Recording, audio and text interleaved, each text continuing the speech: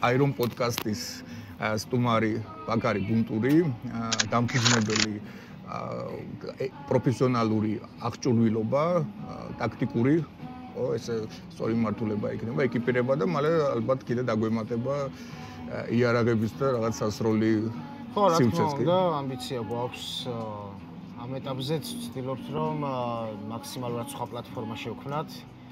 გაერთიანებული იყოს აბსოლუტურად ყველაფერი, რაც არის ფიზიკურ აქტივობასთან, სამხედრო სექტორთან დაკავშირებული. ეს იქნება ბალისტიკური აღჭურვილობა, ეს იქნება სტანდარტული სამხედრო ტაქტიკური აღჭურვილობა, ტექნოლოგიები და ამას პლუს საკვები დანამატები, რომელიც გვინდა რომ ჩავთვით ჩვენს გაყიდვებში. დღესდღეობით აი როგორც დამწყები და მოყვარული ამ სფეროსი, უბრალოდ ვიტყვი რომ აი მსიამოვნებს ეს სტილი, აი საჩუქარი არის დღევანდელი ბაკარის, ეს არის ჯავშან ჟილეტი. და ვერ გეტყვით რომ ეხლა ვიღაც მიმიზნებს, მაგრამ უბრალოდ მომწონს ეს სტილი და რაღაცნაირად ჯდება ჩემში. აი ეს სპორტი, სროლა, რაღაც კაცური ის არის, სათამაშოები ხო ხდებით. ესე მიმაჩნია რა. აი რამოდენიმე სიტყვა ამ ჯავშან ჟილეტზე, უბრალოდ მაყურებელს რო აუხსნათ, შენ მითხარი რომ დაცვის რაღაც იყოფა ხო? კი ბატონო. კი, ანუ ჩვენ სხვადასხვა კატეგორიები გვაქვს. როგორც თქვი, ბალისტიკური აღჭურვილობა ერთ-ერთი ჩვენი მთავარი ნიშაა და ერთ-ერთი წარმომადგენელი ახლა შენ სტანზეც არის. ეს არის სამია კატეგორია ჯავშან ჟილეტი, რომელიც რბილი პანელებით არის აღჭურვილი და ძირითადად პისტოლეტის ვაზნებზეა გათვლილი. პისტოლეტის ვაზნი. კი, არის საკმაოდ მსუბუქი. ეს კონკრეტული მოდელი ხა ფარული ტარებისთვის არ არის განკუთვნილი, არის უფრო ტაქტიკური მოდელი.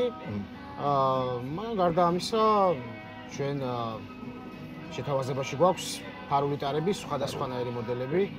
მე ვიზუალურად შევაფასე თავისთავად, როგორც ნებისმიერი აი ვინც არ არის ხმად ჩახედული და ძალიან მომწონს როგორც გამოიყურება, ასე აი ესეთი ტაქტიკური შარვალი, ფეხსაცმელი, ძალიან კომფორტული, ყოველდღე ვიცნებ მომწონს. აი როგორც გამოიყურება და ტანზე როგორც ის ძალიან მომწონს. ხო რა, აი მაქსიმალურად ვცდილობთ რომ ჩვენი ერთ-ერთი მთავარი მიზანი, რა თქმა უნდა, კომერციული სფეროა და აქედან მოგების მიღება, მაგრამ ჩვენ გვინდა ასევე გარკვეულწილად სამხედრო კულტურასაც ხარი დაუჭიროთ საქართველოში რა. ანუ ჩემი თავი დავიჭირე იმ შეგრძნებაზე, რომ ძალიან კარგი შეგრძნება, როდესაც ის რაც გაცვია და თან ვიზუალურად ხომ მოგწონს, როგორც ტანსაცმელი, მაგრამ ამაში არის ჩადებული რაღაც დაცვის მექანიზმი და გათვლილი არის რაღაც ეგ კიდე ცალკე რაღაც კარგი შეგრძნებას ბადებს კაცში ალბათ და იმაში ვისაც მოწონს ეს ყველაფერი. კიდე რა შეიძლება აბჯარის მაღაზიაში რო ვიპოვო? ესე იგი ჩვენთან ამ ეტაპზე ფიზიკური მაღაზია არ გვაქვს, მაგრამ ესეც უბრალოდ დროის საკითხია და ძალიან მალე იხილავს საზოგადოება ჩვენს მაღაზიას, ფიზიკურ მაღაზიას. ჩვენთან არის აბსოლუტურად ყველაფერი. დაწყებული ტაქტიკური სტანდარტული აღჭურვილობით, რომელიც შეიძლება სამხედრო უნიფორმებით დაიწყოს და გაგრძელდეს ფილების მატარებელით, სხვადასხვა სამჭიდით, სამჭიდე ჩანთებით, დრონებით, რადიოსადგურებით. და რა თქმა უნდა, როგორც ვახსენე, ჩვენი მთავარი ნიშა არის ბალისტიკური აღჭურვილობა. მე რაც შევნიშნე, აი პირველად რომ მივიღე ხო ესეთი შარვალი, ეს იყო ხარისხი. რადგანაც მქონია აქამდე ინტერესი ამ მიმართულებით, მაგრამ ვერ გამოირჩეოდა ხარისხი და ეს ძალიან ხარისხიანი არის. როგორ რაღაცა იცი, ჩვენ გადავწყვიტეთ რომ სრულად ხარისხზე ვიმუშაოთ და საზოგადოებას უხარისხო ნივთი იაფად არ შევთავაზოთ. ანუ ეს მხოლოდ ვიზუალი არ არის, ეს მომეწონა. იმიტომ რომ გამოვედევი რამოდენიმეჯერ ტკინას, კიდევ მუშაობდი, მე რაღაც სავარჯიშოდ გავედი, გადაღებებზე გადავედი და საკმაოდ ცუდად ხმარობდი და იდეალურად არის. ხო, ანუ ჩვენი აბსოლუტურად ყველა მოდელი, რომელიც შეგიძლიათ რომ ჩვენთან შეიძინოთ, არის სრულად ტაქტიკური სამხედრო ხაზის. რაც იმას ნიშნავს, რომ არის სამხედრო მატერიალი დამზადებული და პლუს ამას მისი ხარისხი უდაოდ მაღალია. კი, მაგაში შეიძლება გარკვეულწილად ფასადს ეთყობა, მაგრამ კიდევ ერთხელ ვიძახი რა, ჩვენი მიზანია, რომ ჩვენი კომპანია ყოველთვის იყოს ხარისხზე ორიენტირებული. და იმის გამო რომ რაღაცა ვთქვათ ფასი იყოს ძალიან დაბალი, ამის გამო უხარისხო პროდუქციით შეურაცხყოფა არ მივაყენოთ კლიენტს. მივესალმები ესეთ მიდგომას, რადგანაც ხარისხიანი ნივთი სულ აქტუალური იქნება და მოთხოვნა 100%-ით იქნება. როდესაც ადამიანი ამ სფეროში ერკვევა და როდესაც შეუძლებელი ახლა ადამიანს მოდეს უხარისხო, მით უმეტეს საბრძოლო მიმართულებაზე რო არის საუბარი და სიცოცხლის დაცვაზე, ხო, თავისთავად ხარისხზე არის საუბარი. მე მინდოდა ჩვენ მქონდა ძალიან საინტერესო საუბარი რაღაც გლობალურ მისიაზე, რომელსაც ჩვენ ხედავ ამ იდეაში, ხო, ამ აბჯარში და ამ მიმართულებაში. და ამ იდეაში მოხდა ჩვენი გაცნობა და გადაკვეთა ჩვენი, ესე ვთქვათ, ინტერესების. რამოდენიმე სიტყვა აი როგორ ხედავ თანამედროვე ტენდენციებისგან გამომდინარე ახალგაზრდობას რაც მოწონს და შენ მისიას რაში ხედავ აი ამ ჩვენ გზაზე? ნუ როგორც ვახსენე, გარდა ვთქვათ კომერციული მიზნისა, ჩვენ გარკვეულწილად გვინდა რომ ხარი დაუჭიროთ სამხედრო კულტურის გაძლიერება საქართველოში. საკმაოდ ისეთი არის კულტურა, აი რომ მეც რო გამაგებინო, ანუ რა იგულისხმება სიტყვა საბრძოლო კულტურა. მე უცხო სიტყვა არის საკმაოდ. 13 წელი ვიმსახურე თავდაცვის ძალებში. რამაც როგორც თეორიული, ისე პრაქტიკული ცოდნა დამიტოვა და გამოცდილება. რამაც ზოგადად გადამაწყვეტინა, რომ ამ სფეროში მეცადა და ჩემი დედი. რაც შეეხება სამხედრო კულტურას, ზოგადად რაც არ უნდა ვთქვათ, ტექნოლოგიური გახდეს სამყარო, რაც არ უნდა განვითარდეთ და ასე შემდეგ. ფაქტი ერთი არის, რომ სამხედრო კომპონენტი ყოველთვის არის მოწოდების სიმაღლეზე. ყოველთვის არის აქტუალური, ყოველთვის არის გამოწვევები, ამასთან დაკავშირებით სოფლიოსაც რო შევხედოთ, მიუხედავად იმისა, რომ დღეს შეიძლება დახვეწილი ტანის ამოსიგვაცია შუა საუკუნეებისგან განსხვავებით ვიყენებთ ტელეფონებს, ტექნოლოგიებს, გვაქვს კავშირი ნებისმიერ წერტილში, სოფლიოს ნებისმიერ წერტილში. ამის და მიუხედავად, ომები ისევ ხდება თან უფრო მეტი სიმძაფრით და ამისგან დაზღვეული არავინ არ არის. მათ შორის ჩვენი ქვეყანა. მათ შორის კი არა, ვიტყვი რომ მით უმეტეს ჩვენი ქვეყანა რა, რომელმაც და 4 ომი გადაიტანა 99 წლიდან მოყოლებული, რაც დამოუკიდებლობა მოიპოვეთ და ჩვენ შემთხვევაში ეს არის სასიცოცხლო მნიშვნელოვანი საკითხი. უბრალოდ ცოდნა თუ ცოდნაზე არის საუბარი? ცოდნაც, რა თქმა უნდა, პირველ რიგში ცოდნა და მეორე ინტერესი. ისტორიულად გამოვიდა ესე, რომ ჩვენ კაცებზეც თუ არის საუბარი, ხო, ალბათ რაღაც მომენტში ვალდებულებიც ვართ, რომ ვიყოთ ფორმაში, რომ გქონდეს სწორი წარმოდგენა ომზე, ხო, აი ინფორმაციას უნდა ვფლობდეთ. რატომღაც გონია, რომ ეს ჩვენი ვალდებულება არის გამომდინარე იმ ისტორიის, როგორც ჩვენ როგორც ერმა და როგორც სახელმწიფომ გამოვიარეთ. ეგეთი შეგრძნება მაქვს, რომ ეს საჭირო არის. ამას ვერ დავემალებით თქო რა, ეგეთი ის არის. ვერც დავემალებით და მარტივადაც რო შევხედოთ, ხო, შეიძლება დღეს ძალიან ბევრი მიდგომა, ძალიან ბევრი ლაპარაკები, შეხედულებები, მაგრამ სახელმწიფოს აღორძინების ფორმულა არის ძალიან მარტივი. შენი კაცები, ჩვენი ქვეყნის კაცები უნდა ჯობდნენ სხვა ქვეყნის კაცებს. ეს არის ერთადერთი გარანტი იმისა, რომ ჩვენი ქვეყანა იქნება მათ ქვეყანაზე ძლიერი. და ჩვენი ჯობნა ბევრ რამეში გამოიხატება. ელემენტარული ჩვენს მორალურ, ფიზიკურ აღზრდაში, ჩვენს დამოკიდებულებებში, სახელმწიფოსთან მიმართებაში, ჩვენს დამოკიდებულებაში, ზოგადად მამაკაცურ საქმიანობაში და მამაკაცურ საქმიანობაში ბევრი კომპონენტია, ეს იყოს შეიძლება ვარჯიში, ეს იყოს სამხედრო, ეს იყოს ცოდნის მოპოვების სურვილი. ამ ყველაფერს ჩვენ თუ მივყვებით ეტაპ-ეტაპ და ყოველთვის ინტერესით ვიქნებით, რა თქმა უნდა, ჩვენ ბევრად მზად ვიქნებით, ვიდრე სხვები. ეს საშუალებას მოგცემს, რომ ჩვენი ქვეყანა მათ ქვეყანაზე ძლიერი გავხადოთ. ანუ ვიყოთ კონკურენტულები, ესე გამოდის. ანუ რომ ვილაპარაკოთ ფაქტიურად, რაზეც არის საუბარი, მე თუ სწორად მივხვდი, ეს არის მაგალითის შექმნა, ხო? ესეთ ქართველი კაცის მაგალითის შექმნა. და აი ზუსტად ამაში გქონდა ჩვენ გადაკვეთა, რადგანაც ჩემი კონტენტი და ჩემი მოღვაწეობა სპორტში, მე როგორც აზრს ვდებ ამაში, არის იმისთვის, რომ სწორი მაგალითი მივცე.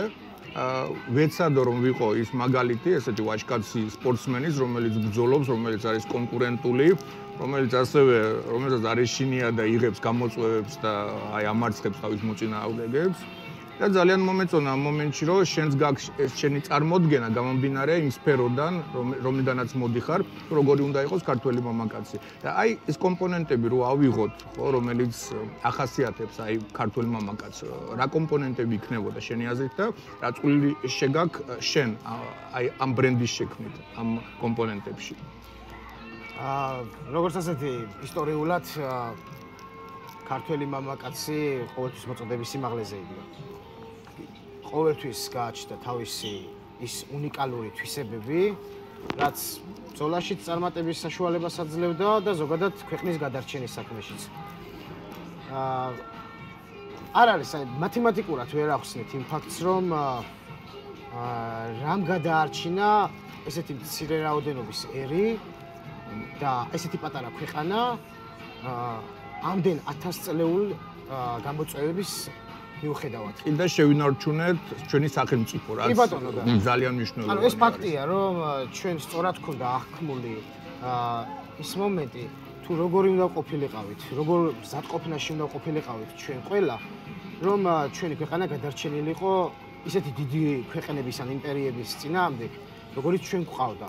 ჩამოსვლა რო აღარ დავიწყო. ეს ირანი, ოსმანები, რუსული იმპერია, რუსეთის იმპერია თავის თავად. ანუ ფაქტია, რომ ძალიან წარმატებული წარსული გქონდა. მიუხედავად იმისა, რომ ჩვენ შეიძლება მარცხდებოდით, ჩვენ შეიძლება ვთქვათ, კონკრეტულ ბრძოლას ვაგებდით. რომ ჩვენ ვინარჩუნებდით ჩვენ სახელმწიფოს. შემოდიოდა მოწინააღმდეგის ჯარები აღწევდნენ ჩვენი ქვეყნის შიგნითაც. ეს გასაგებია, მაგრამ მიუხედავად ამისა, ფაქტია, რომ ჩვენ ძალიან წარმატებული წარსული გქონდა და ამის პირველი დამამტკიცებელი ფაქტი არის ის, რომ დღეს ისევ ქართულად ვლაპარაკობთ, ჩვენს ქვეყანას ისევ ქართული სახელი, საქართველო ქვია და ჩვენ ისევ ჩვენს დამოუკიდებლობას ვინარჩუნებთ. და ჩემი აზრით, ეს მხოლოდ იმ კომპონენტით არ არის გათვალისწინებული, რომ ჩვენი ქვეყანა გადაარჩინა თქვათ რაღაც დამხმარე მოკავშირეებმა და ასე შემდეგ. ანუ აქ არის მთავარი აზრი ის, რომ ქართველებს კარგად ქონდათ გააზრებული როგორები უნდა ყოფილიყვნენ. კარგად ქონდათ გააზრებული, რომ რა კომპონენტები უნდა დაეხვეწათ და როგორ მზადყოფნაში ყოფილიყვნენ. მე ძალიან ლოგიკური მიდგომა მაქვს აი ესე ვაზროვნებ მე და აი თუ იქნება სწორი რომ თუ ესე რომ ესეთი პრეზენტაცია რომ გავუკეთო, აი პირველი ალბათ ეს იქნება ღირებულებები, ხო, რომელიც ჩვენ უნდა გქონდეს. ამ ღირებულებებში მე ალბათ აუცილებლად შევიყვანდი იმას, რაც ჩვენ კულტურას აქვს და რითაც ჩვენ გამოვირჩევით. ეს უნდა შევინარჩუნოთ აუცილებლად და ეს სულ უნდა იყოს ჩვენში. მეორე კომპონენტი, აი რომელსაც ასევე მე აუცილებლად შევიტანდი, ეს არის ფიზიკური მომზადება კაცის, იმიტომ რომ ფიზიკური მომზადება არის საუბარი ვარჯიშზე, რომ იყოს უმაგრეს ფორმაში, უბრალოდ იყოს იმ ფორმაში, რომ შეძლოს ბრძოლა. ასევე არის საუბარი რაღაც მომენტებზე, კიდე მინდა უბრალოდ ცალკე ვისაუბრო, რაც მე მიმაჩნია, რომ რაღაც დაგვიმატეს მოგვიანებით, ხო, აი როგორც გუშინ ვისაუბრეთ ჩვენ, რომ ეს დალევის კულტურა და ეს რაღაც დროის გატარების კულტურა. ალბათ ეს მეორე კომპონენტი ამასაც შეიცავს, რომ ჩვენ უნდა ვიყოთ ფიზიკურად ძლიერები, უნდა ვივარჯიშოთ. კაცმა უნდა შეძლოს თავის ოჯახის და თავის დაცვა აუცილებლად.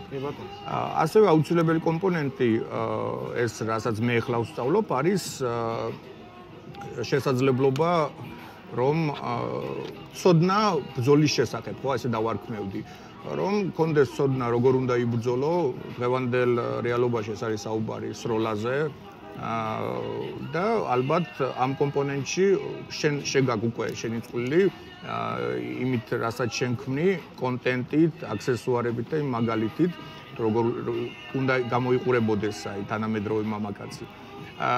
იც რა მაინტერესებს, გამომდინარე დღევანდელი რეალობის, რამდენად საქართველოში საჭირო არის მაგალითი პატარებისთვის და დიდებისთვისაც და რამდენად ესეთი მაგალითი გვყავს. აი ვისაც შეგვიძლია შევხედოთ და ვთქვათ, რომ აი ეს არის ნამდვილი ქართველი. და შენი აზრით რა მიმართულებით ვითარდება დღევანდელი სახელმწიფო და რა ვექტორით მივდივართ ახლა და თუ მოგწონს ეს მიმართულება? ნუ საკმაოდ რთული შეკითხვაა, საკმაოდ ბევრი შეგვიძლია ამ საკითხზე ვისაუბროთ. თანმიმდევრულად რომ მივყვეთ მაშინ ამ კითხვაზე პასუხის გაცემას.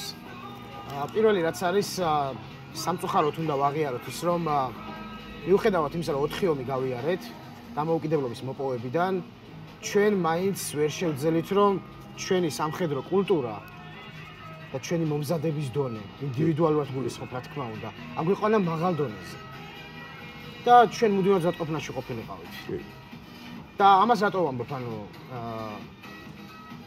დღეს ყავს ჯარი ძალიან ძლიერი ბიჭები რომელიც თავის საქმეს აკეთებენ მე პირადად როგორც ვახსენეთ 13 წელია მქონდა პატივი მემსახურა თავდაცვის ძალებში და ძალიან ბევრი ძლიერი მებრძოლი გავიცანე რომელსაც დაუფიქრებლად შეუძლია რომ საკუთარი ქვეყნის დასაცავად სისხლი დაღვაროს მაგრამ ჩვენი ჯარი არ არის ამოუწურავი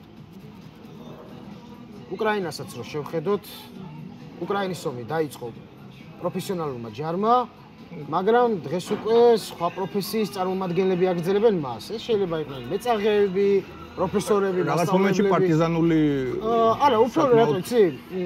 ამოწურვადია რა, ანუ მხოლოდ ჯარის იმედზე არასდროს არ ყოფილა სახელმწიფო. მხოლოდ პროფესიონალური ჯარის იმედზე ვერც იქნება სახელმწიფო, იმიტომ რომ არც ერთ ქვეყანას არ აქვს იმის რესურსი, რომ სრულად 100%-ით მოემზადოს მომავალი შეიარაღებული დაპირისპირებისთვის. ამიტომაც არსებობს რეზერვი.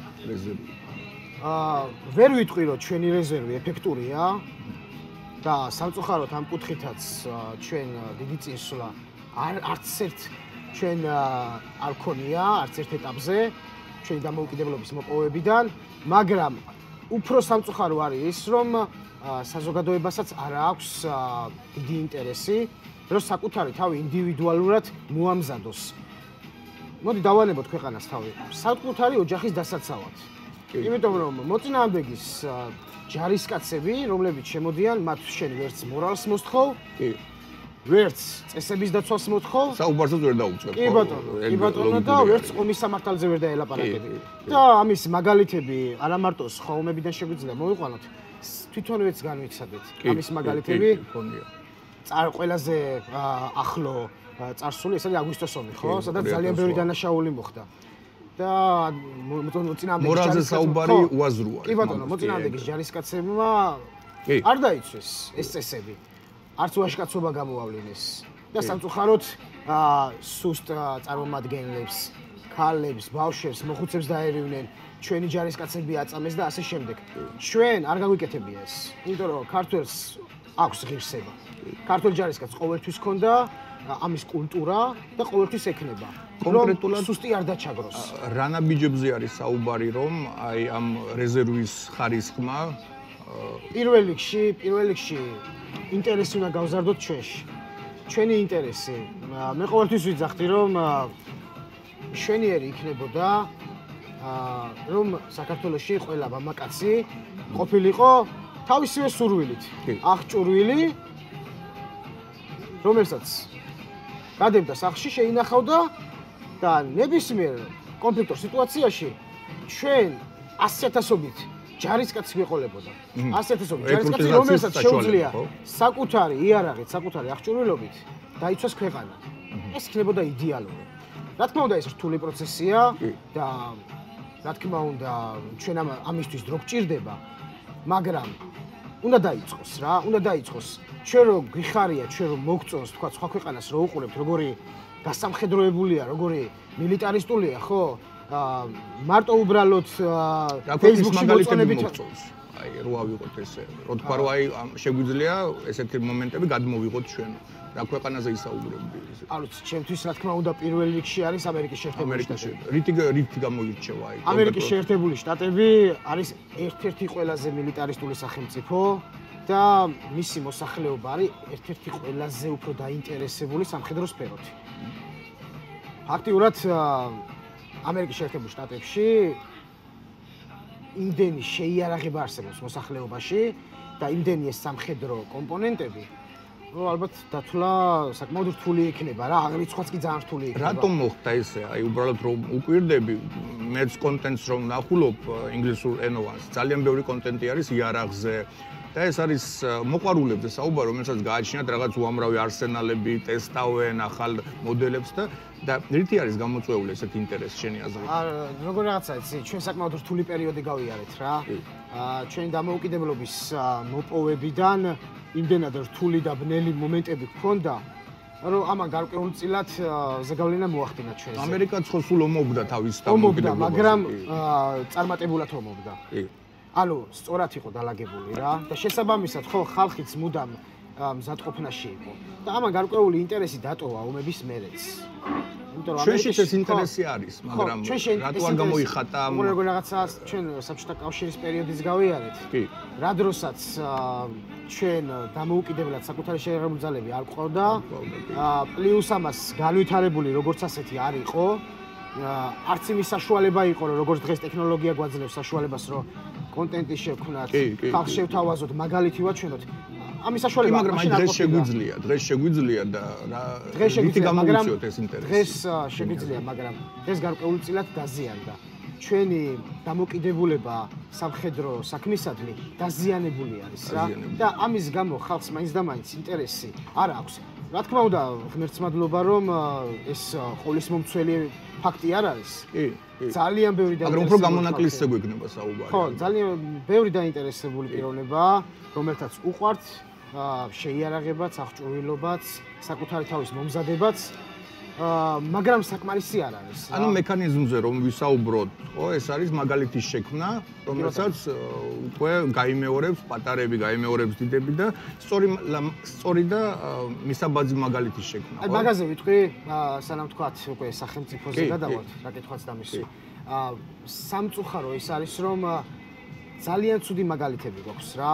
ზოგადად ჩვენი ინტერნეტ სივრცე თუ ტელეეთერები არ არის იმ სწორი აგებულების, რამაც შეიძლება რომ ქართველ ადამიანში გააჩინოს სწორი აღქმა.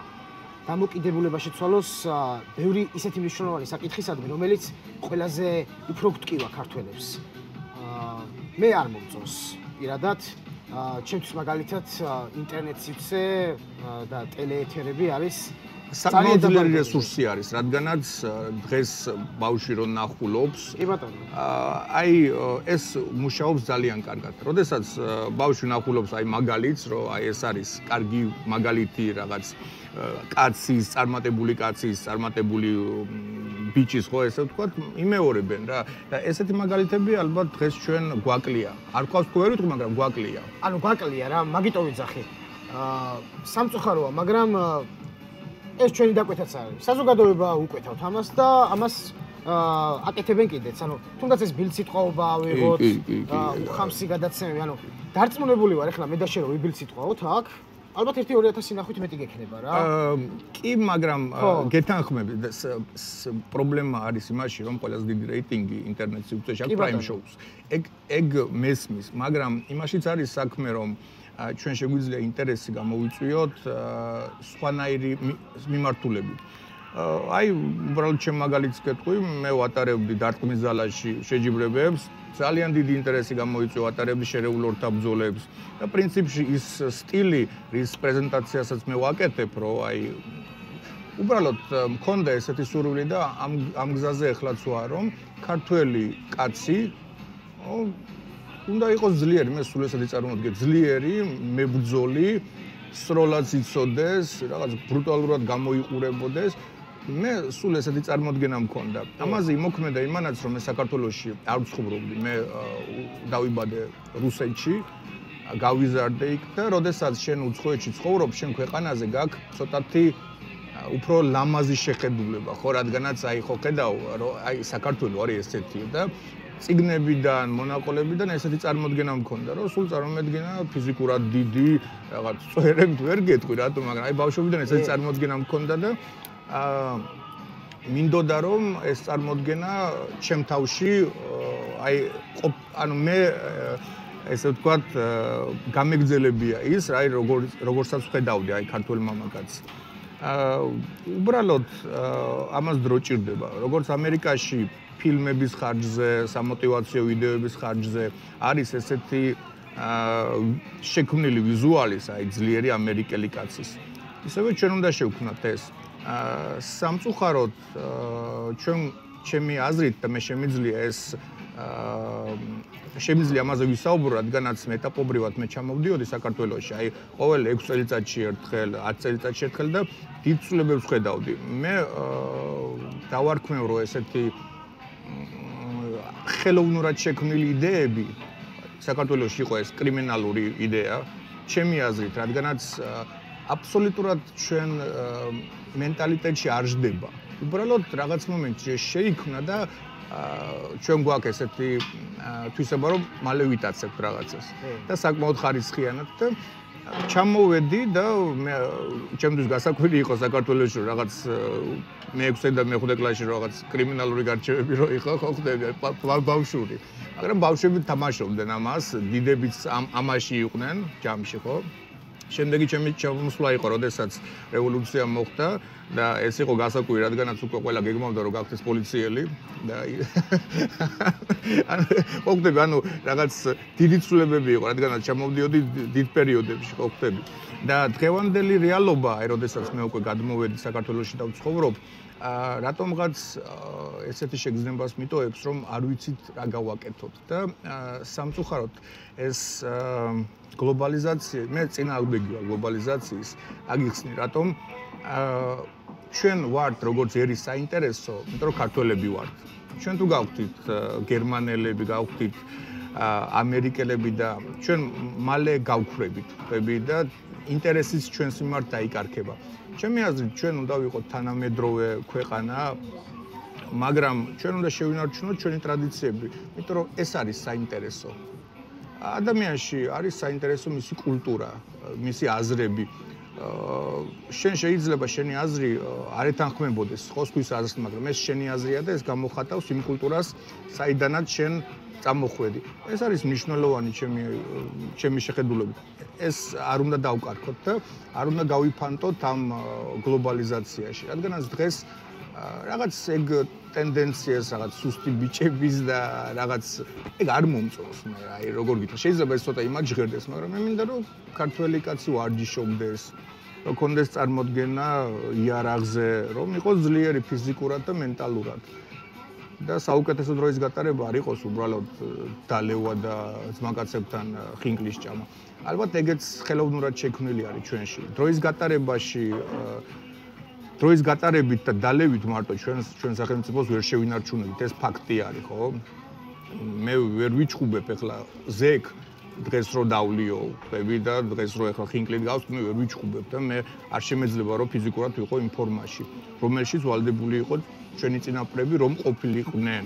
შეჯიბრის გამო არა, იმიტომ რომ რუსეთი დაესხმებოდა თავს ოსმანები, ირანელები. ეს საუბარი იყო გადარჩენაზე. ამიტომ მე ვფიქრობ, რომ თავის დროზე ამ ხელოვნურმა იდეებმა ცუდად იმოქმედა ჩვენზე. მაგრამ დღევანდელი ჩვენი გზა ჩვენ თვითონ უნდა გავიკვალოთ და მე ძალიან მომწონს ის მიმართულება, რომელსაც აი ჩვენ ეხლა ესე მოხდა, რომ ჩვენ გადავეკვეთეთ ამ იდეის შექმნაში. შენი აზრით აი რაში ხედავ კონკრეტულ ნაბიჯებს? საბჭოთა კავშირიც რო გავიხსენოთ, იყო ესეთი ნორმების ჩაბარება, GTO-ს ნორმები. როდესაც უნდა აზიდვა უნდა გაკეთებიათ 15-ჯერ გაგერბინა 3 კილომეტრი რაღაც დროში. ეს ნორმები დღევანდელ რუსეთშიც არსებობს. სკოლაში მე რომ ვსწავლობდი, ვაბარებდი ამ ნორმებს და მაძლევდნენ პატარა მედალს, რომ აი GTO-ს ნორმა ჩაბარებული გაქვს. რაღაც კონკრეტულ ნაბიჯებზე რომ ვისაუბროთ, რომელიც ფორმაში მოიყვანს ჩვენს ერს, ფიზიკურად და სულიერად, ხო? შენი აზრით რა ნაბიჯები უნდა იყოს ეს? პირველ რიგში მინდა შენი მაგალითი მოვიყვანო. მე ვესწრებოდი შენ ჩხუბს. კი, ძალიან დამაჯერებელი გამარჯვება მოიპოვე. შენი კონტენტი მომწონს და ჩემი აზრით ერთ-ერთი გამორჩეულია. იმიტომ რომ შენ სწორად დალაგებულად ბილდსიტყვაობის გარეშე, ლანძღვაგინების გარეშე ადამიანებს გადასცენ შენს გამოცდილებას. და პლუს ამას мотиваციასაც აღძრავ, იმიტომ რომ შენ რა შრომასაც დებ საკუთარ თავში, იმის შედეგს ჩვენ ხედავთ. შენ იმარჯვებ. კი, ეს ძალიან მაგარია. შრომას მოაქვს შედეგი. კი ბატონო. კარგი მესიჯი არის. შენს გავსად აგრეთვე ყველა სხვა მოწადინებული, თავდაჯერებული ადამიანი არის კარგი მაგალითი, რომელსაც შეიძლება ყველა არ გაყვეს და სამწუხაროდ ეს არ არის, მაგრამ ვიღაც მაინც გაყვება. ბევრი. კი. ანუ იმ კონკრეტულ ახალგაზრდას, რომელსაც შენი შრომა მოეწონება, შენი შედეგები მოეწონება, ხო, დაინახავს, რომ ყველა ღვაწლს აქვს თავის ფასი.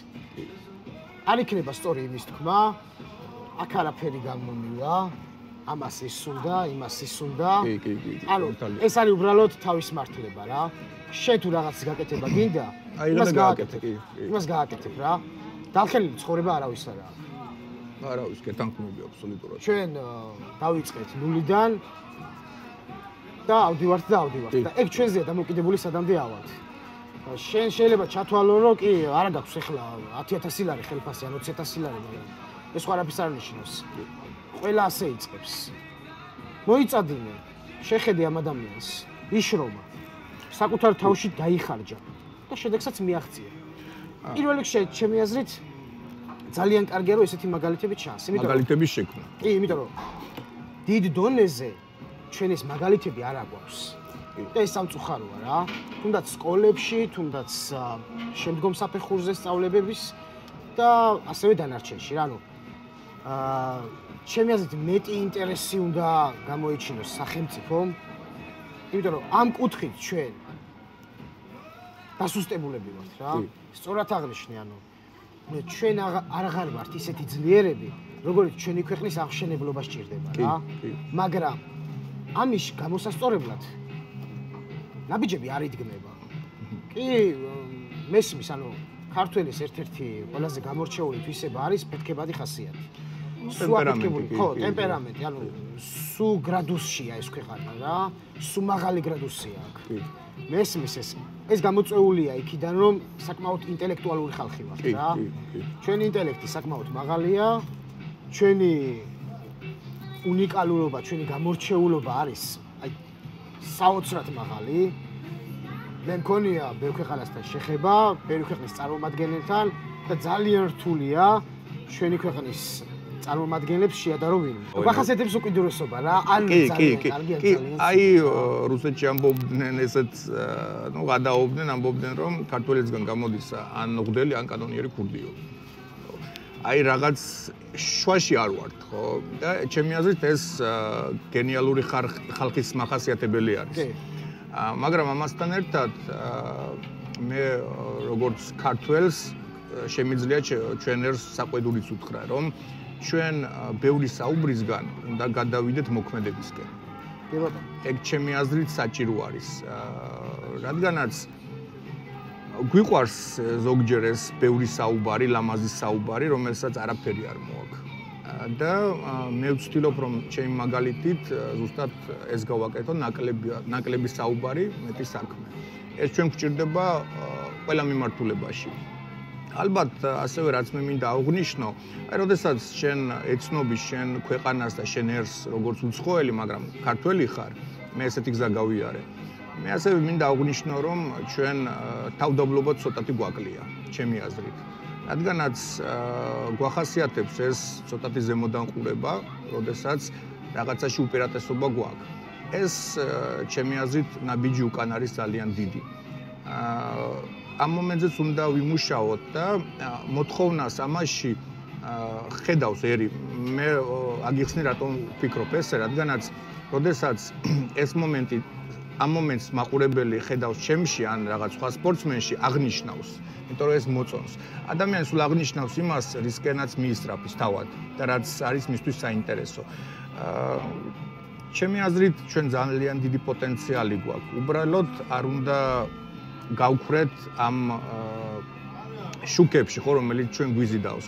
მე ასევე მინდა აღვნიშნო რომ მე ევროპაში ცხოვრობდი, აი ბოლოს თვენახევარი 2 თვე ვიცხოვრე შტუტგარტში, რუსეთში, ხო მთელი ცხოვრება გავატარე, ვიყავი იტალიაში, ჰოლანდიაში და მთელი ევროპა მაქვს შემოვლილი, მაგრამ მე ესე გეტყვით რომ საქართველოს საცხოვრებლად არის საუკეთესო ქვეყანა, საუკეთესო ხალხი გვყავს, საუკეთესო ბუნება, საუკეთესო ჰაერი და ყოველ მხრივ ნიჭიერიერი ვართ.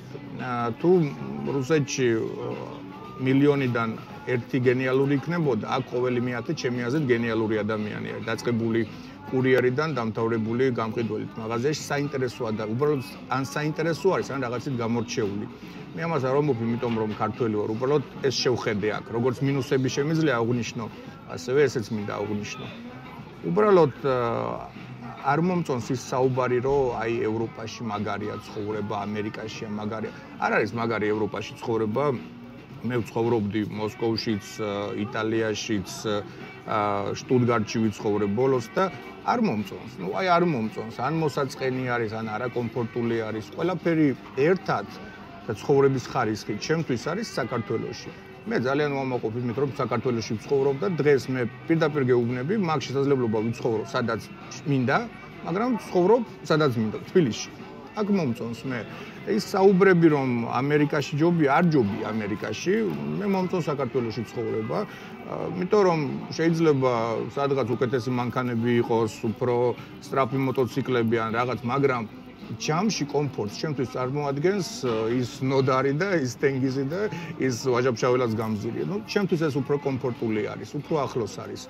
მე აუცილებლად დავდივარ, მოგზაურობ და ვერთობი და რაღაც ექსკურსიებზე დავდივარ. კი, ერთი კვირით, 2 კვირით, მაგრამ საცხოვრებლად მე მინდა რომ ვიცხოვრო საქართველოში და ვცხოვრო თბილისში. ეგ ჩემი შეხედულება არის, იმისგან გამომდინარე რომ ნანახი მაქვს, სხვაგან როგორი ცხოვრება არის და არ მინდა რომ ბევრს ილუზიები ქონდეს. ჩემი აზრით ეს საუბრები რომ იქ ჯობია და ეს ჯობია არის უფრო იმით გამოწვეული რომ ადამიანს რეალურად ნანახი არა აქვს ის ქვეყანა. თუ გინდათ ის შტუტგარტიც ავიღოთ 7 საათის მერე უბრალოდ პროდუქტებს ვერ ვყიდულობდი მაღაზიებში და კვირა დღეს აფთიაქიც არ მუშაობდა. არა კომფორტული არის. ხები შენ როდესაც შეჩეული ხარ რომ მაღაზიაში შედიხარ ყიდულობ, ბანალურ მაგალითს ავიღებ, მაგრამ არა კომფორტული არის. კიდე სადღაც გაიარო, აგერ ყველა გიცნობს ხო, როგორ ახარ ლაშა, რამე ხომარ გჭირდება. ესეც ხო ცხოვრების კომფორტს ქმნის, რომ აი შენიანი ხარ და აი როგორც რაღაც კომუნალკაში ისე ცხოვრობ, რომ ყველა გიცნობს, ყველა შენს მიმართ დადებითად არის, შენი საძმოკაცო არის აქ, რაღაც ნაცნობი რესტორანი, დარბაზი. ყველა პირობები ჩვენ გვაქვს.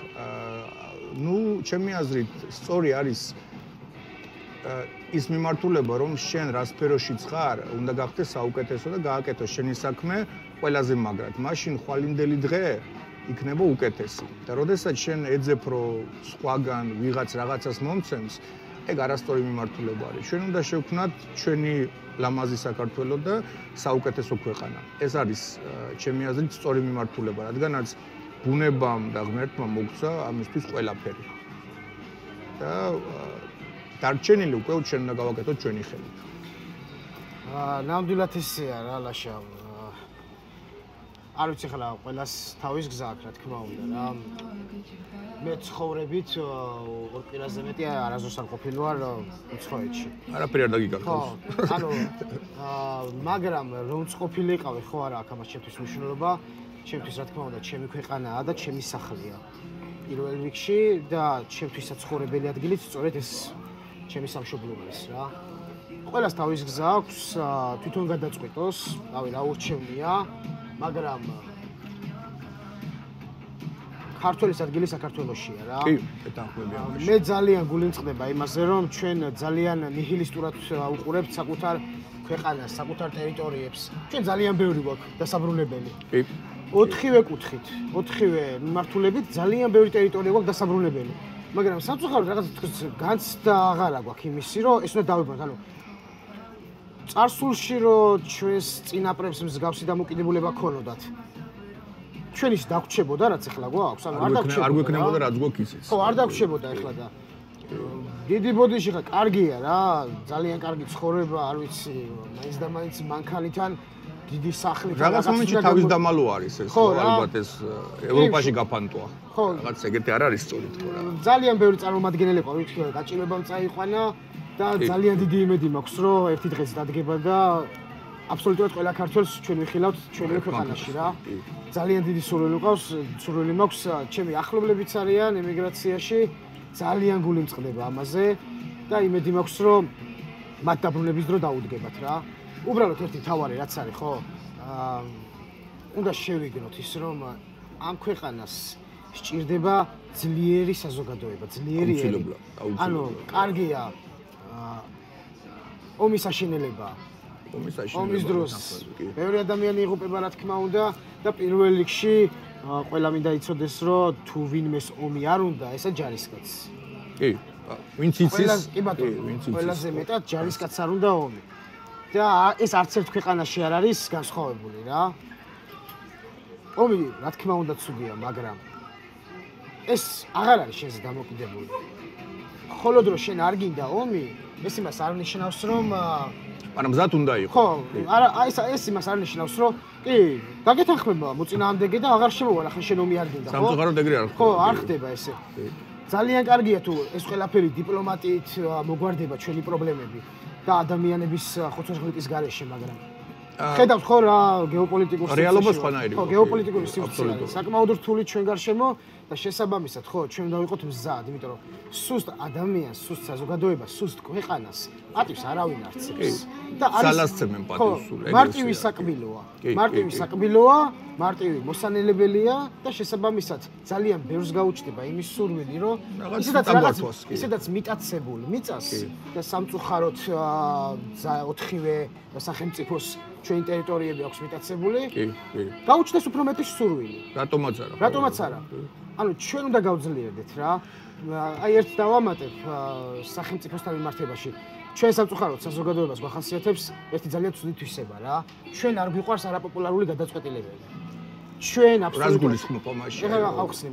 აბსოლუტურად ყველა მთავრობას ვთხოვდით რომ ჩვენს კომფორტს მორგებოდნენ ყოველთვის ესეა ეხლაც ესეა და ალბათ გარკვეული პერიოდი ისევ ესე იქნება რა ჩვენ არ მივცემთ არავის უფლებას რომ ჩვენთვის არაკომფორტული მდგომარეობაში ჩავდგეთ ეს შეიძლება თქვა სახელმწიფოსთვის კარგი იყოს მაგრამ ჩვენთვის იყოს უარესი იმიტომ რომ გარკვეულ წილად ხო ალბათ საბჭოეთიდან მოყოლებული და მით უმეტეს შემდეგაც შევეჩვიეთ იმას რომ ეგოისტურად მაქსიმალურად კარგად უნდა ვიყოთ ჩვენ და არაუშავს ჩვენ მეზობელს რა დაემართება ჩვენ სოფელს ჩვენს ქალაქს და ასე შემდეგ და ესე არ გამოვა საქმე რა ეხლა მე მაგალითად ცოტა ხანში ვაპირებ გარკვეული SS წარდგენას საზოგადოების წინაშე სახელმწიფოს სამხედრო კომპონენტის მოწყობის შესახებ იმიტომ რომ საკმაოდ დიდი გამოცდილება მაქვს ამის შესახებ და სავალდებულო მხარესაც უნდა შევეხო რა სავალდებულო სამსახურს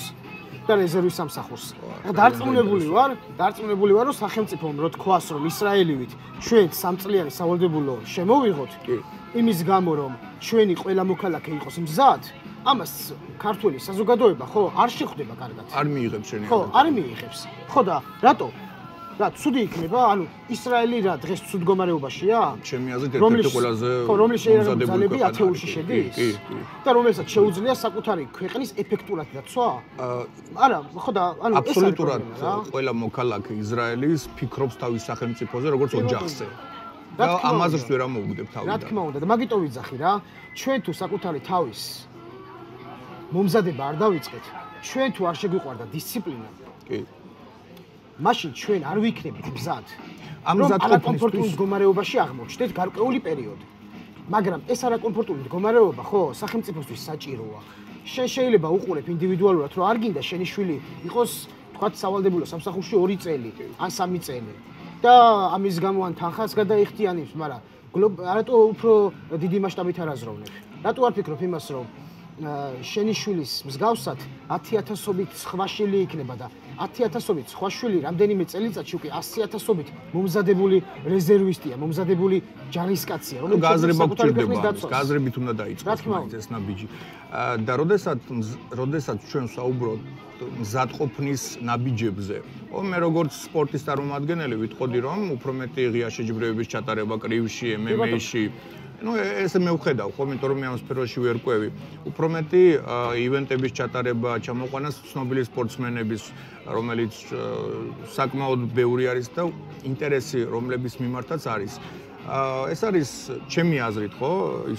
ეს არის სკოლების შექმნა, სამბო სკოლების, MMA სკოლა არ გვაქვს საქართველოში MMA სკოლა. წარმოიდგინე, ჩვენ ახლა გვყავს ორი UFC-ს ჩემპიონი.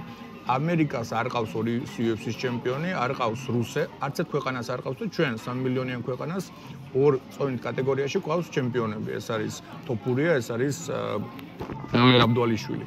და ამისგან გამომდინარე მე მაქვს კონკრეტული ნაბიჯები, აი რომ ხვალ რომ მკითხონ რას გააკეთებო, მე ზუსტად ვიცი რა უნდა გავაკეთო. ესაც საუბრობთ ხო, მინდა ვისაუბროთ ჩვეულებრივ მოქალაქეზე, რომელსაც ამ ეტაპზე წარმოდგენა არა, ეს იქნება ბავშვი, ეს იქნება სკოლის მოსწავლე თუ მამაკაცი, რომელიც მუშაობს. აი ესეთ ადამიანს როგორ მივაწოდოთ ინფორმაცია და როგორ გავხადოთ, მოვიყვანოთ მზადყოფნაში, ხო, რომ ინფორმაცია და რაღაც მომზადება მინიმალური გააჩნდეს. ეგეთი ნაბიჯები თუ გაგიაზრებია, რა უნდა გაკეთდეს? ანუ პირველი რაც გასაკეთებელია რა, უნდა დამთავრდეს სახელმწიფოს მხრიდან საკუთარი ხალხისადმი უნდობლობის გამოცხადება. და ეს გამოიხატება იარაღთან დამოკიდებულებაში რა. კანონი ანუ იარაღი. კი ბატონო, ანუ საშუალება უნდა იყოს ღიატირების, უფრო მარტივი უნდა გახდეს თქვა კანონმდებლობის მხრივ. კი ბატონო, უფრო მარტივი უნდა გახდეს. ეხლა რა გახდეს. პრობლემა არის მე? ანუ პრობლემა საკმაოდ ბევრი არის. განსაკუთრებით თქვა თავდაცვითი კატეგორიის იარაღში. ეს არის პისტოლეტი. პისტოლეტის თქვა გამოყენება მხოლოდ და მხოლოდ შეგიძლია დახურულ ტირში და ეს გარკვეულწილად პრობლემაა რა. მე რა თქმა უნდა ამით არ ვიძახი იმას რომ ჩვეულებრივ უნდა შეიძლებოდეს თქვა ყველა მომენტში იარაღის ტარება და ასე შემდეგ. მაშინ გარკვეულწილად პოლიციის დანიშნულება კონტროლი. პოლიციის დანიშნულება და რა თქმა უნდა პრივილეგია რომ ატაროს იარაღი ცოტა უფერულდება, მაგრამ გარკვეული შეზღუდვები უნდა მოიხსნას. გარკვეული მხარდაჭერა გაკეთდეს, ელემენტარული ყოველ სოფელს რო კონდეს საკუთარი ღია სასროლეთი. და იქ საშუალება იყოს იმისა, რომ საკუთარი იარაღით, ხო, სროლა ჩაატარო, ეს გამოიწვევს ხალხის დაინტერესებას. წარმოიდგინე რომ აი რამდენი ადამიანი დიდი სიამოვნებით წავა. ანუ ამას დაემატება ის რომ შეჯიბრებები ჩატარდება ხო სროლაში მოძრაობაში არის ხო სროლა მანძილზე სპორტული სროლა თეფშებიც ხო არის თეფშების სროლაზე კი ბატონო ეს კონკურენციას გასდის რატო იცი თქვათ ერთი სოფელი მეორე სოფელი შეეჯიბრება ერთი უბანი მეორე შეეჯიბრება და სულ პატარა ნაბიჯი მაგრამ როგორ გლობალურად ხო რა ძალიან სერიოზული ნაბიჯი იქნება რა აქ არაფერი ანუ რთული სათხოვარი არ არის აქ არის ერთადერთი რომ საკუთარ მოსახლეობას მიეც საშუალება რომ იქ იყოს ღია სასროლეთი სადაც შეძლებს დაუბრკოლებლად საკუთარი იარაღის მარტივად სროლას და ამით გართობა დავარქვათ თუ გინდა სწავლა დავარქვათ ამით სიამოვნების მიღებას ამიტომ ჩემი აზრით არ არსებობს მამაკაცი რომელსაც სროლა არ უყვარს გამორიცხული ან სროლა არ მოწონდეს ხო ხო და დღევანდელი სამხედრო კომპონენტის ერთ-ერთი ყველაზე მთავარი ასპექტი არის იარაღი და სროლა შენი აზრი მაინტერესებს ძალიან მე როგორც გითხარი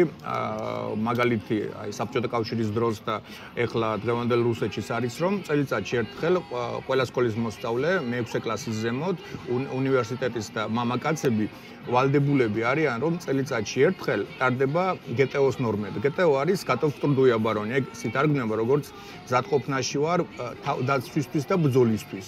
ეს არის ნორმები, როგორ გამოიყურება. ეს არის როგორც ღია შეჯიბრი, სადაც არის კრიტერიები, ეს არის 15ჯერ უნდა აიწიო ტანი, ეს არის სროლა სპორტული იარაღიდან, ზედაც საუბარი არის გლუვლულიანი, აი TOS 7, TOS 7, TOS 8. ეს არის სირბილი 3 კილომეტრის თუ სწორად მახსოვს. და თავისი ნორმები აქვს ასაკისგან გამომდინარე და უბრალოდ ვალდებული არის რომ წელიწადში ერთხელ გაიაროს და ჩააბაროს ეს ნორმები, აძლევენ საჩუქრად მედალს.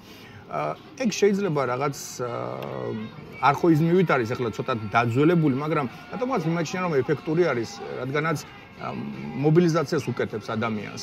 ეს მედალი შეიძლება გაუხარდეს და ეს мотиваცია მიცეს, მაგრამ ის არის მნიშვნელოვანი რომ ყველა აბარებს და წარმოდგენა აქვს რომ ესეთი ნორმები არსებობს, რაც კაც უნდა გქონდეს. აი ესეთ პარამეტრზე რას იფიქრებთ, რომ საქართველოში ესეთი ნორმა იყოს ჩასაბარებელი? მსგავსი გამოცდილება, მაგალითად, თავდაცვის ძალებს უკვე აქვს. აქვს. ყოველ კვარტალური შეჯიბრება ხდება და ქვედანაყოფების ზომის მიხედვით ვლინდება გამარჯვებულები. აქ არის როგორც თეორიული მასალა, ისევე პრაქტიკული ნაწილი სროლის და ვარჯიშის. და მოქალაქეები როგორ მოვიყვანოთ? ჩემი აზრით, უკვე არსებული პრაქტიკის გადატანა ჩვეულებრივ შეიძლება სამოქალაქო სექტორში რა. იდეალური ვარიანტი იქნება. სამწუხარო არის, რომ დამოუკიდებელი საქართველო ჩვენი ოცნება რო ახდა და დამოუკიდებლები გავხდით.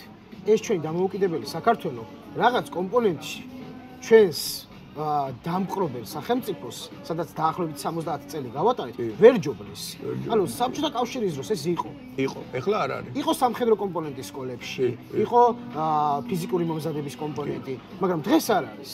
როცა პირიქით, ანუ საბჭოთა კავშირისგან რომ გავთავისუფლდით და ეს ოცნება რო ავიხდინით, ხო? ჩვენი დიდი სურვილი უნდა გამხდარიყო ის, რომ მაქსიმალურად უფრო ჯანსაღი სრულყოფილი საზოგადოება აგვეზარდა. და ამისთვის საჭირო არის მსგავსი დემონსტრაციები. აი უპირობოდ. ძალიან მაგარი იქნებოდა რა. უბრალოდ არ არის აქცენტი ამაზე. ყველაზე სამწუხარო ფაქტი არის ეს რა. ამაზე აქცენტი არ კეთდება და ეს უნდა იყოს სახელმწიფოდან მესიჯი ალბათ. სახელმწიფოდანაც უნდა იყოს. და მოდი პირდაპირ თქვათ რა, ანუ ეს ჩვენ მოთხოვნა მარტივად შეგვიძლია ყველაფერი სახელმწიფოს გადავაბრალოთ რა. მაგრამ ეს არასწორია. საზოგადოებისგანაც არ არის ეს მოთხოვნა რა. ეს მოთხოვნა პირველ რიგში ჩვენში უნდა დაიბადოს. ჩვენში უნდა დაიბადოს. მაგიტომ ვიძახი, რომ ინდივიდუალურად რო საკუთარ თავს ფიზიკურად, მორალურად ჩავაყენებთ წნეხის მდგომარეობაში და მეც მოვთხოვთ შრომას დავიწყებთ ამ კუთხით და დისციპლინას შევეჩვევით, ხო? მაშინ ჩვენ მზად ვიქნებით, რომ არა მარტო პიროვნულად კარგი რაღაცები მოვითხოვოთ პერსონალურად, არამედ სახელმწიფო დონეზე ვიფიქროთ რა, რომ რა აჯობებს ჩვენი ქვეყნისთვის. თქვათ 10 წელიწადში თუ ეს თქვათ არაპოპულარული გადაწყვეტილება იქნა მიღებული და ამან გარკვეული თქვათ შემიქმნა ცოტა მეტი სირთულე. მაგრამ 10 წელიწადში იქნებ რა შედეგს ეს? და ხო არ ჯობია ვთქვათ, რომ დღეს ხანგრძლივ პერსპექტივაში. ხო, დღეს ვთქვათ უფრო მეტი ვიწვალო საკუთარ თავზე, მაგრამ 10 წელიწადში ხო, მე, ჩემი ოჯახიც და ჩემი ქვეყანაც უფრო ძლიერი ვნახო. ჩემი აზრით სწორი იქნება ეს. საინტერესო ალბათ ჩემი აზრით ეს PR-ის და მარკეტინგის მიმართულება ჩემი აზრით სახელმწიფოს უნდა ქონდეს შექმნილი, როდესაც თავდაცვაზე არის საუბარი. აი ამით ალბათ შინაგანთა სამინისტროც უნდა იყოს დაკავებული ამ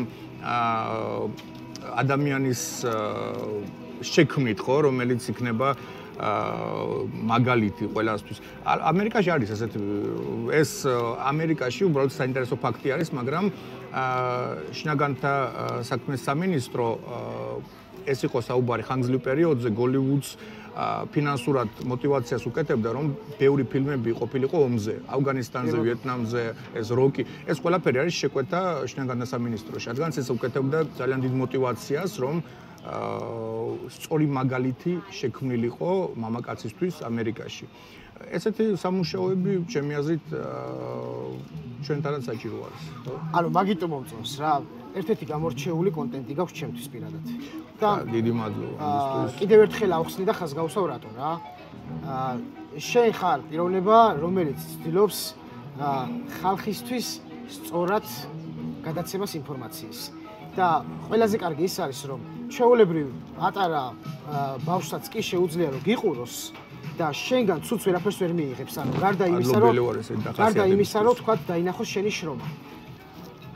დანარჩენი მე რო გითხრა ხო სიმართლე, ცოტა სკეპტიკურად ვარ რა განწყობილი, იმიტომ რომ ძალიან ბევრი კონტენტია საქართველოში, განსაკუთრებით ინტერნეტ სივრცეში. და ტელეეთერებზე აღარ ვსაუბრობ. არაფრის მომტანი მინიმუმი. სადაც მაგალითად ხო, დიდი სურვილი არ მექნება რომ ჩემმა შვილმა უყუროს ამ ვიდეოს. იმიტომ რომ ვიცი რაზეც არის იქ აქცენტი გაკეთებული რა. აუცილებლად რაღაც ინტიმურ თემას უნდა შეეხო, აუცილებლად უნდა ილანძღო, იგინო, რაღაცა. რა ქვია, ბილწი ხუმრობა უნდა თქვა, ან ანეკდოტი და ასე შემდეგ. ეს არ არის სწორი რა. ეს ხო საზოგადოება არ აღიზრდება სწორად. შენაირი ადამიანები, რომელსაც გააჩნია მორალური ვალდებულება და რატო ვიძახი ამას? შენ რო გადაწყვეტ რომ ხალხს ელაპარაკო, შენ რომ გადაწყვეტ რომ საზოგადოებას რაღაცაზე მიუთითო, და ვთქვათ, შენი გამოცდილება გაუზიარო. შენ იღებ მორალურ ვალდებულებას, რომ შენი კონტენტი კარგის მიმცემი იყოს ხალხისთვის რა და შენ არ გაქვს უფლება რომ რაც გინდა ის თქვა. ხალხს ესაუბრები, ხო? ელემენტარული შენი ოჯახის წევრები, ქალბატონები გიყურებენ, ასე შემდეგ და ასე შემდეგ. ოჯახის წევრები კი. შენ არ გაქვს იმის უფლება რომ რაც შენ მოგინდება ის ისაუბრო. კი. იმიტომ რომ ცდილობის ფარგლებს არ უნდა გაცდე და სამწუხაროდ ჩვენ ქვეყანაში არ არსებობს ცენზურა. არც ტელეეთერში და არც ინტერნეტ სივრცეში. ამის გამო ყველა ისე ელანძღება, როგორც უნდა, ყველა იმაზე ლაპარაკობს. უნდა არსებობდეს თვითცენზურა. ეგ მნიშვნელოვანია. თვითცენზურა ეგ ცოტა რთული საკითხი, იმიტომ რომ ღმერთ მანქანას მალე მივიდეთ მაგდონემდე, რომ საკუთარი თავის გაკონტროლება შევძლოთ, მაგრამ დანარჩენ შემთხვევაში ხო უნდა არსებობდეს რაღაც, იმიტომ რომ ძალიან მებრალება რა ის პატარა ჩვენი ქვეყნის წარმომადგენლები, ბავშვები, სკოლის მოწაფეები და ასე შემდეგ, რომელიც უყურებენ ამას რა და ზოგადად ცუდის გაკეთება და ცუდის მიღება უფრო მარტივია, ვიდრე კარგის. ხო და მაგიტომაც დარწმუნებული ვარ, რომ რაღაც თქვათ ჟარგონულად თქვათ საღადაო ვიდეო, სადაც ბევრი ბილდ სიტყვა, რაღაცა ბევრ საკითხზე ისეთ ხო იცით როგორი საკითხი ჩვენ ქვეყანაში. ის უფრო ნახვადი არის, ვიდრე თქვათ შემეცნებითი ვიდეო. ამის შესწავლად შეიძლება მაგაში დარწმუნებული. მაგიტომაც ვიძახი რა, დღეს ტენდენცია არის ამის. ამის ტენდენცია არის ძალიან კარგია რომ შენაერი ხალხი წამოვიდა. და ასევე შენაერი აუცილებლად ჩვენ ტანდემში ვართ მაგრამ აუცილებლად. ძალიან კარგია რომ ესეთი ტენდენცია მოდის რა, რომ ნელ-ნელა ვთქვათ გადავდივართ ბევრად უფრო ღირსეულ ვთქვათ შინაარსობრივ კონტენტზე ვიდრე აქამდე. და ყველაზე მთავარი ის არის რომ ჩვენ მაქსიმალურად მეტი მამაკაცური რაღაცები უნდა ვაკეთოთ რომ მეტად უფრო ძლიერი მამაკაცები გავხდეთ და აქ მარტო ფიზიკურ თქვა და სამხედრო კომპონენტს დავანებოთ. აქ ზრდილობა, აქ მორალია, აქ საკუთარი შინაგანი კულტურა, საკუთარი ქვეყნის კულტურის დაცვა, საკუთარი ტრადიციების წარმოჩინება, სწორად. ეს უნდა გეტყობოდეს რა. თორემ მე დღესაც ვიძახი რა. აფხაზეთის და სამაჩაბლოს დაბრუნება მარტივად რო ვთქვათ. ნუ დანარჩენ ტერიტორიებს ჯერ არ შევეხები, იმიტომ რომ ცოტა რთული კომპონენტია ეგ. აფხაზეთის და სამაჩაბლოს დაბრუნება ჩემი აზრით არ არის რთული პროცესი. ყველა ვხედავთ იქ რაც ხდება, როგორც ხდება. კი. ჩვენ უნდა ვიყოთ იმის ნათელი მაგალითი, რომ ამ ქვეყანაში ხო ბევრად უფრო ღირსეული და ბევრად უფრო ძლიერი ხალხი ცხოვრობს, ვიდრე ვინც აირჩიეს. კი, ესმის რაცა. ჩვენ უნდა ვიყოთ კარგი მაგალითები. საკუთარი მაგალითი. ხო, საუკეთესო მაგალითები უნდა ვიყოთ იმისა, რომ რატო ჯობია ჩვენი ქვეყანა სხვა ქვეყანას და დარწმუნებული ვარ ეს ამბიცია ყველას აქვს. მე მაქვს პირადად. კი, აუცილებლად. მე მინდა რომ ჩვენი ქვეყანა სხვა ჯობდეს. კი. ბუნებრივი არის. ხო, ბუნებრივი არის. კი. არ დავინტერესები, არც ინტერნაციონალობას არ დავიწყებ. არავითარ შემთხვევაში რა. კი. მე მინდა რომ ჩემი ქვეყანა იყოს ძლიერი და საუკეთესო, ყველას ჯობდეს. გეთანხმები და შენს გვერდით ვარ ამ სულში. აკარია, მე მინდა შეგეკითხო მომავალ ჩანაფიქრებზე, პერსპექტივებზე აბჯარის როგორც ბრენდის განვითარების. რომ მოგიყვე, რა არის ჩაფიქრებული, დაწყებული მაღაზიიდან დამთავრებული უბრალოდ კონტენტით, რა გეგმები გაქვს? რას ველოდოთ? რაღაცებს სურპრიზად დავტოვებ, რაღაცებს. პირველ რიგში, როგორც ბრენდად ჩამოყალიბება, რა თქმა უნდა, ეს არის ჩემი უმთავრესი სურვილი. ჩვენ გვაქვს, რა თქმა უნდა, გეგმები ამასთან დაკავშირებით, რომ საკუთარი საწარმოო ხაზი შევთავაზოთ. რის მომხმარებელს ტაქტიკური აღჭურვილობა. ამ ეტაპზე ჩვენ მაქსიმალურად ვცდილობთ, რომ ერთ პლატფორმაში, ერთ სივრცეში ძალიან ბევრი სახის პროდუქტი შევთავაზოთ მომხმარებელს. კიდევ ერთხელ მინდა რომ ჩამოვთვალო. რა პროდუქტებზე არის, ხო? ეს იქნება ბალისტიკური აღჭურვილობა, ეს იქნება რა შედის ბალისტიკურში აღჭურვილობაში? ჯავშან ჟილეტები, განტვირთული ჟილეტები. კი ბატონო, ასევე ჩაფხუტები, ასევე ჯავშანფილები და ასე შემდეგ. ანუ ის დაცვის საშუალებები, რაც უზრუნველყოფს ჩვენი სიცოცხლის დაცვას. გარდა ამ კომპონენტისა ჩვენ ტექნოლოგიებს ვთავაზობთ მომხმარებელს, გარდა ამისა ჩვენ საკმაოდ მრავალფეროვანი სამხედრო ტაქტიკური ხაზი გვაქვს და პლუს ამას როგორც აღნიშნე საკვები დანამატებიც არის ერთ-ერთი უმნიშვნელოვანესი ნიშა, რომელიც ჩვენმა კომპანიამ ავიღეთ, ჩვენმა გუნდმა ჩვენ გვინდა რომ ერთიან სივრცეში ეს ყველაფერი შევთავაზოთ მომხმარებელს. ეს უფრო გაამარტივოს პროცესს და აბსოლუტურად თქვათ ყველა ის მოქმედება, რაც შეიძლება ჯანსაღი ცხოვრებისკენ მიმოვალ ადამიანს ან სამხედრო სფეროში დაინტერესებულ ადამიანს შეიძლება გავლა დასჭირდეს, ერთ პლატფორმაში იქნება მოქცეული. და ყველაფრის ნახვა, დათვალიერება, ინფორმაციის მოძიება შეიძლება ჩვენთან. ჩვენ გარდა ფიზიკური პროდუქტებისა, ჩვენ რა თქმა უნდა მორალურ პროდუქტსაც ვაძლევთ. ანუ კონტენტზე შექმნაზე არის ხო? ჩვენი მიზანი არის რომ ინფორმაცია შევთავაზოთ და ჩვენი პლატფორმიდან საზოგადოებამ ის ინფორმაცია აიღოს სრულად უფასოდ, რაც მას დასჭირდება ნებისმიერ სიტუაციაში. ეს იქნება პირველადი დახმარება, ეს იქნება აუცილებელი სწრაფი ტაქტიკური მოქმედებები, პირველადი ტაქტიკური მოქმედებები და ყველა ამასთან დაკავშირებული ინფორმაცია. გვაქვს კიდევ რაღაც გეგმები, რომელსაც ამ ეტაპზე სურპრიზად დავტოვებ. ანუ ეს იქნება გლობალური ბრენდი, რომელშიც გლობალური, რა თქმა უნდა, დიდი სურვილია რომ ჩვენ გლობალური ანუ ერთ პლატფორმაში რამოდენიმე კომპონენტი იქნება. ამ ეტაპზე ჩვენი ერთ-ერთი მთავარი სურვილი არის ის, რომ საქართველოში კონდეს საუკეთესო პლატფორმა სამხედრო ტაქტიკური კუთხით. მაგარი მე მინდა გისურვო წარმატება ამ ჩანაფიქრში, მე შენს გვერდით ვარ და მე დარწმუნებული ვარ, რომ საქართველოსთვის და ჩვენი სამშობლოსთვის სასიკეთო საქმეს ვაკეთებთ. ამიტომ წარმატებას ვუსურვებ ამ მიმართულებაში და ვფიქრობ, რომ ბევრი საინტერესო ეპიზოდები ასევე გველოდება, საერთო ვიდეოები და აუცილებლად მინდა კიდევ ერთხელ მესტუმრო ჩემ პოდკასტზე. დიდი მადლობა. ჩემთვის სასიამოვნოა.